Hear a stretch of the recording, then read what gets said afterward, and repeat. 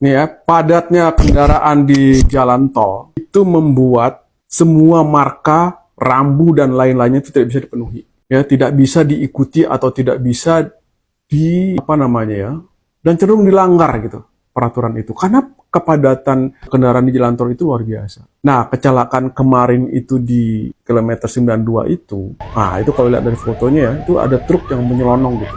Nah, itu kesalahannya itu adalah barangkali pada saat truk itu tidak diperiksa atau di uji kirnya barangkali tidak diperiksa, atau itu ada kerusakan yang tiba-tiba yang juga tidak bisa diprediksi. Nah, itu kelalaian si sopir dan pemilik truk kayaknya.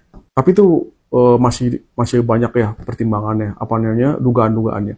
Cuma yang gue pengen kasih tahu ya, itu jalan tol itu memang luar biasa. Jalan tol itu adalah tempat kita mengadu nasib. Karena itu rambunya sedikit, marka jalannya sedikit, tidak ada pengawasan, tidak ada kontrol. Nah, yang ada juga kemudian tiba-tiba kita ditilang tuh oleh polisi. Gue pernah tuh ditilang oleh polisi gara-gara lihat plat nomornya beda sedikit gitu. Padahal gue udah bayar pajak segala macam ya. Kemudian ditilang tuh karena plat nomor segala macam. Nah, itu ada yang ada seperti itu, menilang hal-hal yang tidak patut ditilang. Nah, tapi nih ya, lo hati-hati jalan tol Indonesia tuh. Tidak ada rambu, tidak ada marka, tidak ada batas kecepatan. Lu cuma disuruh kecepatan 80 sampai 100. Nah, lu berlomba lah tuh. Mau belokan kayak, mau tikungan kayak, mau turunan kayak, itu pokoknya kecepatan segitu. Lo harus pintar-pintar.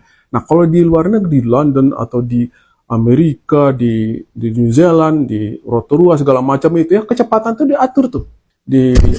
Termasuk misalnya di Scotland gitu ya. Lu di jalan bebas hambatan itu atau di jalan raya itu, lu ada kecepatan tuh. 60, belokan tuh 50, tanjakan itu sekian. Terus kemudian ada marka yang tidak boleh dilanggar, tidak boleh nyalip. Tapi itu kenapa bisa terjadi? Karena kendaraannya dikit, bisa diatur gitu kan ya. Nah, kalau di kita kendaraannya banyak, nggak bisa diatur. Ada yang kendaraannya tidak bisa cepet segala macam. Nah, jadi ini sebenarnya urusan lebih serius daripada urusan yang lain-lain itu dalam hal transportasi. Tapi dengan banyak kendaraan itu kita punya penghasilan banyak, punya pajak-pajak kendaraan yang banyak.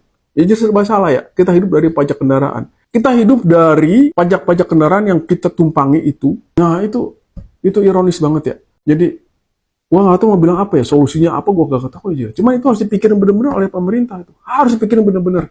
Bukan hanya urusan pilkada, pilpres dan segala macam. Harus dipikirin benar-benar. Orang meninggal lagi mencari tugas, lagi bertugas, lagi mencari nafkah, meninggal. Itu kan parah.